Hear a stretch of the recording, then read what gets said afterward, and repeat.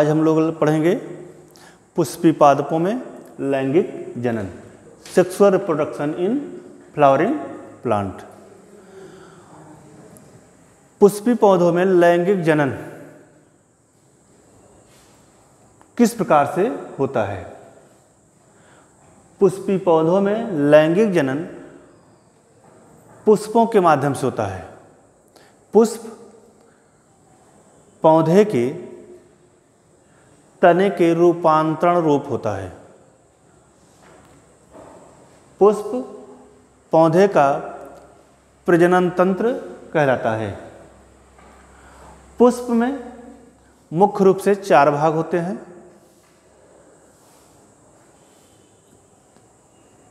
इन्हें बाह्यदलपुंज, दलपुंज, पुमंग और जायांग के नाम से जाना जाता है। पुष्प पौधे के माध्यम से जुड़ने वाला भाग पेटसिल कहलाता है। पेटसिल ऊपर की तरफ फूला हुआ रहता है, इसे थैलमस या पुष्पासन कहलाता है। पुष्पासन पर पुष्प के सभी भाग उपस्थित होते हैं। पुष्प में सबसे बाहर की तरफ बाह्यदलपुंज पाया जाता है या कैलिक्स कहते हैं। कैलिक्स की इकाई सेपल होती है जो हरे रंग की होती है, तथा दूसरा चक्र दलपुंज होता है। दलपुंज की इकाई पेटल या दल कहलाती है, तथा दल के अंदर तीसरा भाग पुमंग कहलाता है। पुमंग पुंकेसरों से मिलकर के बना होता है। पुमंग की इकाई पुंकेसर या स्टमन कहलाते हैं, तथा सबसे अंदर का भाग जायांग या पिस्टिल कहलाता है। इस प्रकार पुष्प के 4 भाग बाह्यदलपुंज, दलपुंज, एंड्रोसियम और गाइनोसियम, इन चारों भाग से पुष्प का निर्माण होता है। बाह्यदलपुंज जिसे इसकी इकाई सेपल, नंबर 2 करोला या दलपुंज, इन्हें सहायक अंग कहलाते हैं, तथा स्टैमेन और पिस्टिल ये दोनों जनन अंग कहलाते हैं। पुमंग या स्टैमेन का अगर अध्ययन किया जाए तो स्टैमेन 2 भागों से मिलकर बना होता है। नंबर 1 फिलामेंट, तब फिलामेंट के ऊपर का फूला हुआ भाग एंथर कहलाता है। जो एंथर है यह बाइलोब्ड होता है। एंथर और फिलामेंट कनेक्टिव के माध्यम से जुड़ा रहता है।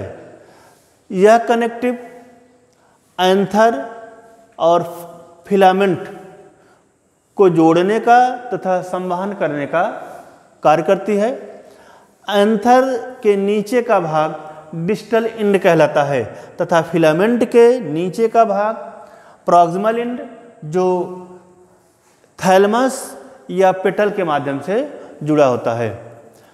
एंथर बाइलोब्ड होता है, तथा इस बाइलोब्ड एंथर में 2 स्पर्मेटोगोनियम पाई जाती है। इस प्रकार से बाइलोब्ड एंथर में 4 स्पर्मेटोगोनियम उपस्थित होती है, जो पोलन ग्रेन का निर्माण करने का काम करता है। स्पर्मेटोगोनियम की सभी कोशिकाएं एक समान होती हैं, होमोजीनस होती हैं।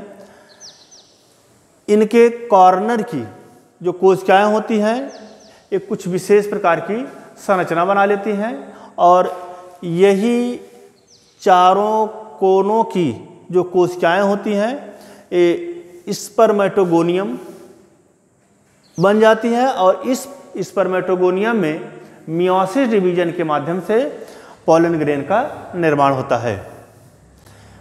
परागकोश 4 परतों से मिलकर बना होता है। बाहर की परत एपिडर्मिस, दूसरी इंडोथीसियम, तीसरी परत मिडिल लेयर और चौथी टैप्टम कहलाती है। एपिडर्मिस, इंडोथीसियम और मिडिल लेयर ये तीनों परतें अंदर के भागों को सुरक्षा प्रदान करने का कार्य करती हैं, तथा टैप्टम माइक्रोस्पोर या परागकणों को नरिशमेंट या पोषण प्रदान करने का काम करती हैं। टाइप्टम के अंदर की सारी कोशिकाएं, जिन्हें माइक्रोस्पोर मदर सेल कहते हैं, यह माइक्रोस्पोर मदर सेल अर्धसूत्री विभाजन के माध्यम से पॉलन ग्रेन या परागकणों का निर्माण करता है। स्पर्मेटोगोनियम के मध्य में कनेक्टिव स्टैंड पाया जाता है, जल तथा भोज्य पदार्थों को संवहन करने का काम करता है। दो स्पर्मेटोगोनियम के मध्य की भित्ति पतली हो जाती है, जिसे स्टोमियम कहते हैं। जब पॉलन ग्रेन्स मैच्योर हो जाते हैं, परिपक्व हो जाते हैं, तो स्टोमियम से स्टोमियम फट जाती है और इससे सारे के सारे परागकोश जो होते हैं, परागकण जो होते हैं बाहर आ जाते हैं।